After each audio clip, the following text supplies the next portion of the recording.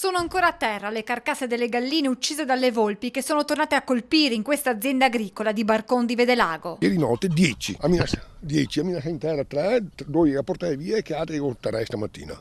La strage di galline dell'altra notte è solo l'ultima in ordine di tempo subita da Giuseppe Gazzola. 3 anni fa mi ha portato via 28 a Massai, roba da 4,5 kg. Abbiamo fatto la denuncia, dopo un periodo di tempo mi ha dato i danni di 40 euro e 30 centesimi, con quintale 17 di carne. 15 giorni fa a Minama sa 26. Questa non è l'unica razzia registrata in zona. Sono pervenute altre segnalazioni e quindi probabilmente si tratta di soggetti che hanno anche i cuccioli piccoli, quindi l'opera serve, cioè questo tipo di lavoro serve a portare cibo ai piccoli, quindi è probabile che si continui con la razzia proprio finché c'è necessità di nutrire i cuccioli.